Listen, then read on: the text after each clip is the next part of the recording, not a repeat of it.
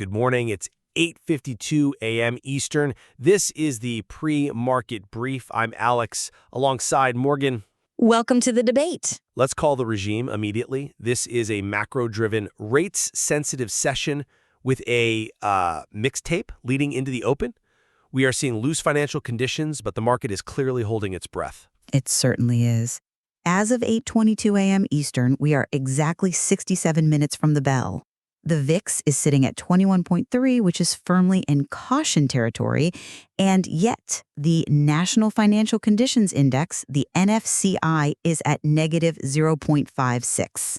I want to pause on that divergence right out of the gate, because that really is the story of the morning.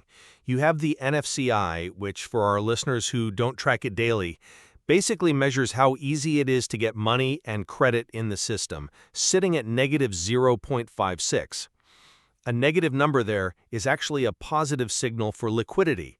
It means credit is cheap, money is flowing, and the plumbing of the financial system is, well, working perfectly. Exactly. The plumbing is loose, but the sentiment is tight. You have that easy money on one hand, but then you look at the VIX, over 21. That's the fear gauge. So the banks are lending, the window is open, but the traders are terrified. It's a massive contradiction. And that divergence, that's exactly where our tension lies today. On one side, we have this resilient growth narrative. The data, specifically the GDP and employment numbers we're seeing, points to an economy that is stabilizing. It supports a constructive view. On the other side, we have what you might call a fragile reality, supported by that elevated VIX and some really aggressive hedging in the options market. Well, that's certainly a polite way of putting it. I'd argue that data presents a conflict between a backwards-looking soft landing hope and a forward-looking hedged-for-disaster reality. The market isn't just nervous, it's bracing for impact. Well, let me plant my flag first. I'm taking the position that the macro data supports the constructive, bullish view. The growth scare narrative that has been plaguing us for the last month or so is being dismantled by the actual prints. The data's telling us to calm down. You think the scare is over? Based on what? Based on the scoreboard, we have the 10 a.m. GDP growth rate year-over-year for Q4 printing it at 1.3%. Now, is that a boom? No. Is it the roaring 20s? Of course not, but it is exactly in line with estimates. It's not a bust. The market was pricing in a cliff-edge recession, a total collapse of demand, and we just got a stable plateau. Stability is great, but, markets trade on the margin. Inline numbers don't always spark rallies if the context is deteriorating. But at the margin, things are actually getting better. Look at the employment change quarter over quarter. It came in at 0.2 against an estimate of 0.1. That is a beat. We are adding jobs faster than the consensus thought possible in this rate environment. But that's... No, hold on. I'm not done. It's not just the macro data. It's price action. Momentum is leading the factor rotation, up 1.95% versus the SPY over the last 5 days. That tells you that traders are confident in winners. They aren't fleeing to cash. They aren't buying Campbell's soup and gold bars. They are buying strength.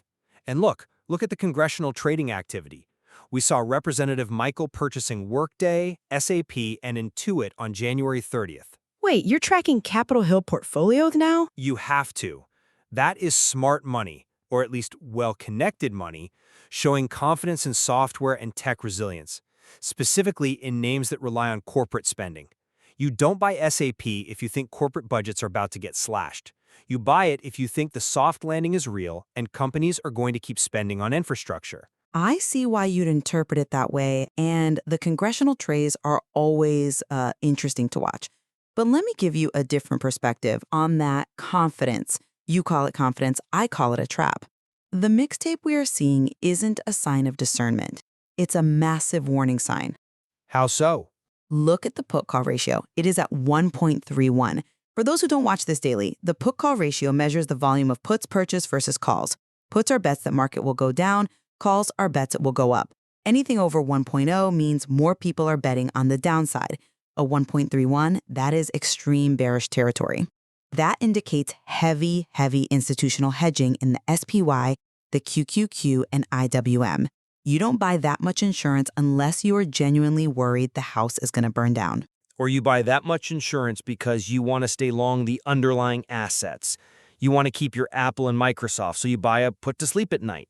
That's just prudent management, isn't it? It doesn't mean they expect a crash. It means they are managing risk.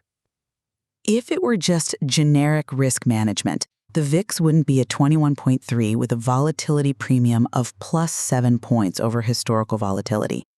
Let's break that down because it's crucial. Historical volatility is how much the market actually moved in the past. Implied volatility, the VIX, is how much traders expect it to move in the future. When the expectation is 7 points higher than reality, traders are paying a massive premium for protection. They are paying up to hold puts despite the inline headline numbers you're citing. So they're paranoid. Or they're right. And regarding that tech confidence, have you seen the Barron's headline, "Sell first, ask AI questions later"? That sentiment is overriding the lagging GDP data. The narrative in tech shifted from growth at any cost to prove it or we sell. That congressional trade might just be a bag holder buying the dip too early. Look, I'm not convinced by the Barron's cover indicator approach, mainly because sentiment shifts with the wind. Hard data doesn't. But let's dig deeper into that data. This is our first core point of contention, the 10 a.m. data dump. Right. The conflict between growth and inflation sensitivity. Exactly. We have the GDP growth rate year-over-year at 1.3%, but we also have the employment change year-over-year for Q4, which was a 0.7 actual versus a 0.5 estimate. This essentially confirms the soft landing or even the no landing thesis. Define no landing for the listeners because that sounds like a plane crash, but in economics, it's usually meant to be positive, right? Right. A soft landing is where the Fed raises rates, slows the economy just enough to kill inflation, but doesn't cause a recession. A hard landing is a recession. A no landing means the economy doesn't slow down at all, despite high rates. It just keeps chugging along. If the economy is growing at a stable rate and employment is beating estimates, the floor for the stock market is much higher than the bears want to admit. We aren't looking at a recession earnings trough. That's a compelling argument if you look at growth in a vacuum. But, we can't do that. The market has a split brain right now. One half watches growth, the other half is terrified of the inflation rate month over month for December, which also drops at 10 a.m. But inflation has been trending down. The trajectory is correct. Has it been trending down fast enough? That's the question. Even if growth is stable, if we get an inflation surprise to the upside, it rewires the entire duration trade immediately. It doesn't matter if GDP is 1.3% or 3%. If inflation forces yields higher, the market won't care about employment if the cost of money spikes. You're talking about the bond market now. I am. Look at where rates are. The 2-year Treasury yield is at 3.47% and the 10-year is at 4.09%. That is the real scoreboard. If yields rise on sticky inflation data today, that GDP stability won't save the QQQ. The QQQ, the NASDAQ 100, is a duration proxy. Duration proxy. Let's unpack that for a second. Sure. Tech stocks, like those in the QQQ, have most of their expected profits far in the future, 5-10 years out. When interest rates rise today, the mathematical value of that future money drops significantly. They act very similarly to long-term bonds. So, if the 10-year yield pushes back toward 4.2% or higher because inflation isn't dead, tech valuations get crushed mathematically. It doesn't matter if someone is buying SAP, the discount rate will force the price down. I think you're conflating the level of rates with the shape of the curve. Look at the curve steepening. The spread between the 10-year and the 2-year is at positive 0.62%. That is a healthy, normal yield curve shape returning. Is it healthy or is it ominous? It's normal. For 2 years, we had an inverted curve. Short-term rates higher than long-term. That screams recession. Now it's normalizing. That indicates a reflation trade is alive. That's bullish for banks, who borrow short and lend long. It's bullish for commodities, and it's bullish for market breadth. It signals the market expects growth to continue, not contract. I come at it from a different angle. A steepening curve at plus 0.62% in this specific context isn't a healthy return to normalcy. It looks like a classic late cycle warning. How so? It's called a bear steepener. The curve usually steepens right before the recession hits. Why? Because the front end, the 2-year, drops because traders anticipate panic rate cuts, while the long end, the 10-year, stays high because investors fear inflation or debt issuance. It means the bond market is sniffing out a policy error, They think the Fed is going to have to cut because something broke, not because they won. That leads us perfectly into our second topic, the policy signal. We had the interest rate decision for February come in at 10:30 a.m. The actual was 15.5 against an estimate of 16. That is a miss, meaning rates are lower than expected. Which you interpret as bullish. Absolutely.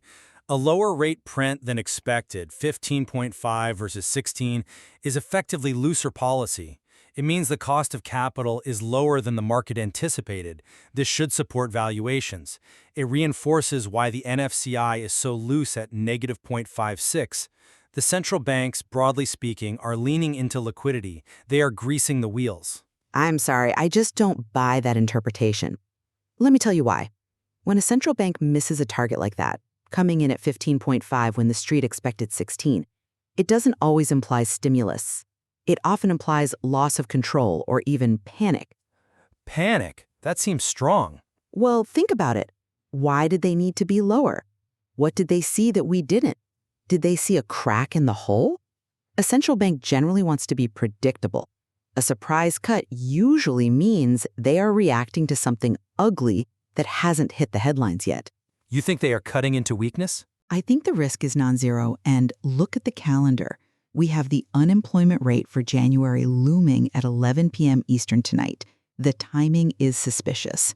If the rate cut was panic-driven regarding employment deterioration that we haven't seen in the headline numbers yet, the market is going to punish risk assets.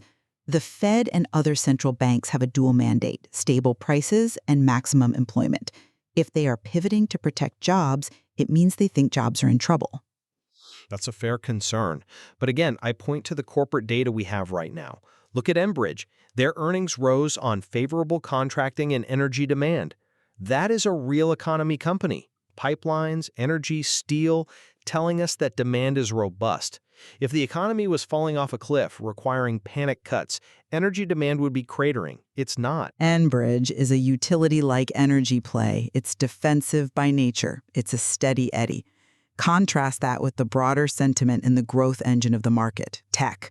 The headlines aren't "demand is robust."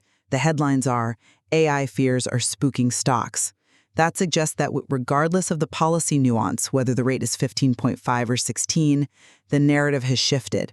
Investors are looking for reasons to sell the winners. A rate miss just adds to the confusion. I see the AI fear narrative as noise. It's a shakeout of the weak hands. The fact that Enbridge and the general energy sector is holding up suggests that the physical economy, the stuff that actually consumes GDP, is fine. The AI fear is a valuation reset, not a macro collapse. An evaluation reset in the context of loose policy, which that 15.5 print represents, is a buying opportunity. A valuation reset can become a macro event if it drags down the indices. And that brings us to how people are actually positioned going into the weekend. Because this is where the rubber meets the road. Right. Positioning and flows. This is where I think the bear case falls apart. Oh, really? Do tell. We are heading into a weekend. Futures data is currently unavailable in the pre-market, which implies some dislocation or just a data gap. But look at the volumes. SPY volume is thin. Relative volume, RVL, is effectively 0.0x average. Which makes it dangerous. Or it makes the signal cleaner. Explain that logic.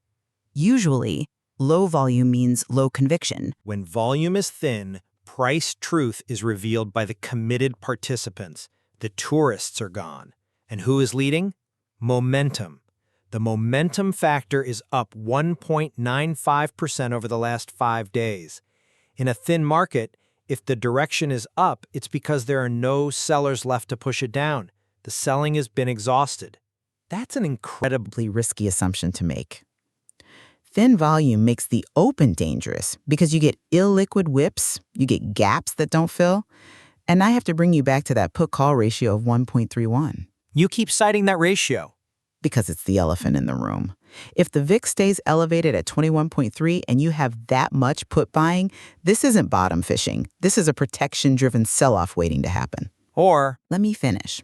If we get one bad tick on the inflation number at 10 a.m., or if yields spike even a few basis points, those puts go in the money. The dealers who sold those puts have to hedge their exposure. How do they do that? By shorting the stock. That creates a loop. Stock drops, dealers short more, stock drops more. It's a gamma-driven slide. That's interesting, though. I would frame it differently. When everyone is hedged, when everyone is holding puts, the market struggles to go down. Why? Because the selling power is already used up. They already bought the protection. Dealers are already short against those puts. So you think they're stuck? I think they are trapped. If the 10 a.m. prints are absorbed without a spike in yields, which is my base case given the GDP beat, that position squaring into the weekend you're worried about could actually be a risk-on releveraging event. You're betting on a short squeeze? I'm betting on a mechanics-driven rally. If the bad news doesn't materialize, those puts get sold. Dealers buy back their hedges, and the market rips higher into the close. We have a classic wall of worry set up, and the data just removed the bricks from the wall. All right, the bad news is simply that rates don't fall fast enough. You're banking on a squeeze. I'm looking at the vol premium. VIX minus historical volatility is plus 7.0 percentage points. That is expensive. Traders are smart. They don't pay that kind of premium for protection unless they see a catalyst for a move. They expect a move.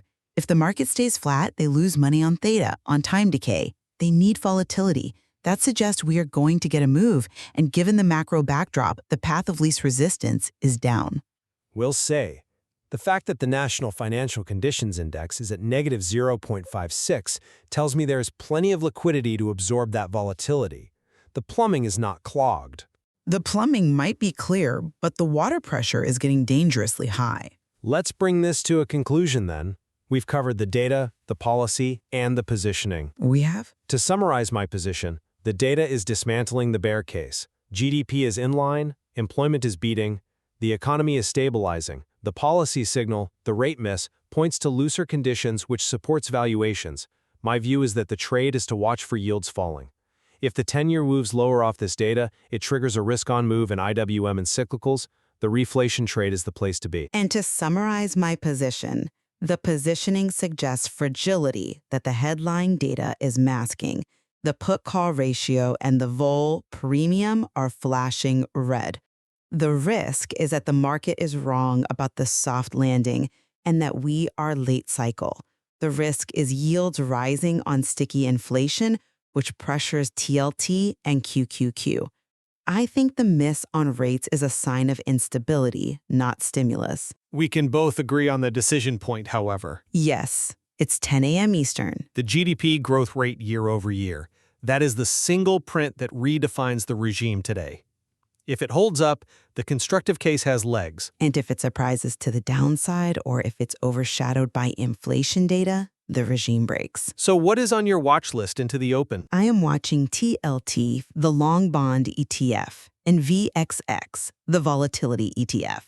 I need to see if the bond market sells off, meaning yields up, and if volatility gets bid.